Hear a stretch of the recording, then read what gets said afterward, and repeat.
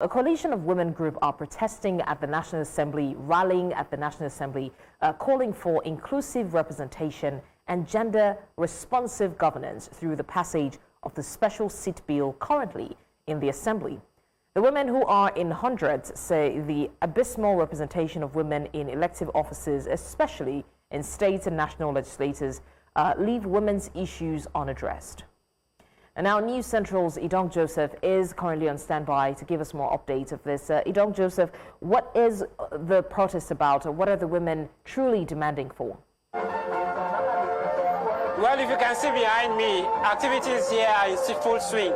These women you see here have been here since 8 a.m. this morning, and all to push in their demands for what they call peaceful rally for lawmakers, draw the attention of lawmakers to the special seats bill, which has been in the Assembly for quite some time, for like 3 years now. They say they want special seat for women in the Assembly, not just at the national level, but also at the state level. Of course, presently in the National Assembly, we just have less than 5% of women representation in the National Assembly, and that they say women are not being represented fairly, and some of the issues that pertain to women, men are taking decisions for them. So they want women, a sizable number of women who will be able to take decisions for women in the Assembly. And you would like to know that the proposal currently seeking that at the National Assembly there should be an additional 74 seats for women engrafted in the Constitution, and also at the state level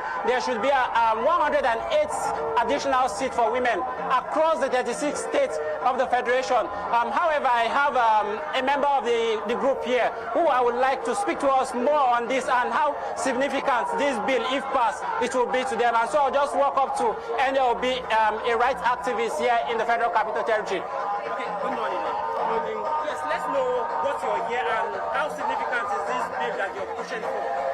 I think today is very significant for us because this is a solidarity rally by Nigerian women. You know, by Nigerian women from all walks of life, coming together and saying we want to say thank you. We want to say thank you to the Speaker of the House of Representatives. We want to say thank you to the Deputy Speaker of the House of Representatives. We want to say thank you to all those who moved the motion in the 9th Assembly and now in the 10th Assembly. We want to say thank you to the committees that were set up, all those who have been on the side of women, because if you respect your mother, you will always respect what we are talking about. You will honor women in your life, because we are talking of the lives of your daughters, of a society that is meant to be equal with equity. You know, indeed, we are saying this because there is low representation of women in the National Assembly. The whole of National Assembly, 16 women, 109, 4 women, and this is where we are. You know, so, and then 14 houses of assembly, no woman at all. We've been singing it as if we are singing. How do you take decision about women without women? It's very, very, you know, it's a shame, because Nigeria, this is where Mother Africa lives. This is where the women, the country of the black race. We need to save our children. See, many of them are dying on the seas. We, Nigeria, should be able to defend. Open more industries for young people to live a decent life. Life is about so many. Life is about our children. And when we say our children, it doesn't matter whether you are a boy or a girl. For us, children are children. And the Yoruba say, Omalomonja and Yomaloruko Meji. That is, a child does not have two names. And so we are here together to say thank you to them. Let them pass the bill. We need to move ahead. This is so important for our country. And so we are here. Thank you so much. Okay, blessings you've heard from her. They are here to say thank you to all lawmakers who have supported this bill. Of course, we understand that the bill has passed the first reading, second reading, and there have been several consultations pertaining to this bill across the 36 states of the Federation, and so many support have been given to this bill. And they are here today to say thank you. And you hear from her the issues that women can add up to legislation when their numbers are increased in the parliament. Back to you, blessings. Okay, Idong Joseph, I just want to find out right, and I'm hoping that you can also get to speak with one more person, because I want to know how hopeful these women are. This is not the first time we're talking about women inclusivity, in governance, and we're not even talking about the state level. We're talking up to the federal level. And she said something really profound about speaking about women, when the women are absent. So how hopeful are these women that this time around, there will be a possibility of change? Okay, I would like us to speak to another woman here so we hear how hopeful they are, because similar incidents happened in 2022 where some bills pertaining to women issues were kicked out. So I would like to speak to a woman here. Okay, good morning, ma'am. Yes. Please let's know your name, and I would like to ask, how optimistic are you that this bill will pass? We've seen several instances where bills pertaining to women issues were kicked out, and now, how optimistic are you that this will pass? Okay. 1 year for this assembly. Okay, my name is Ebere Ifendo. I'm the chair of the Women's Political Participation Technical Working Group. If you're asking me how optimistic I am, 100% optimistic.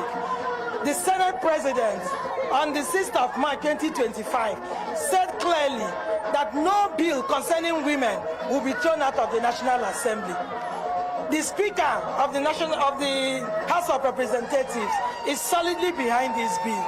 The main champion of this bill is the Deputy Speaker of the House of Representatives. The Senate Deputy President is also behind this bill. Then talk about the members. We have reached out to different people there.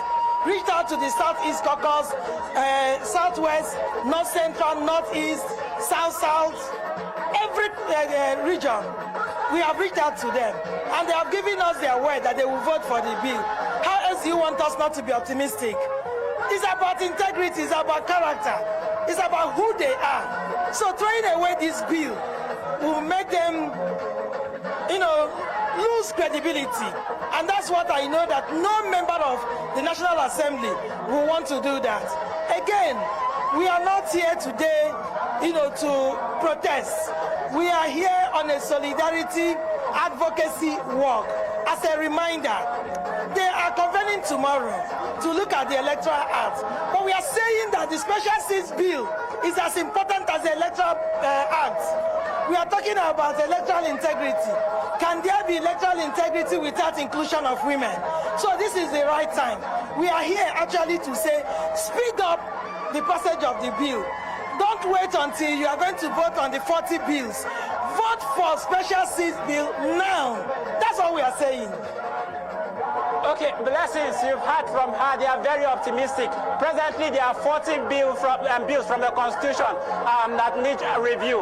And the women bill, the special seat bill, is one of them. And she's saying that they are optimistic that this bill will pass and will not be rejected like the female bill that was rejected in 2022. They are optimistic according to what they are telling us here.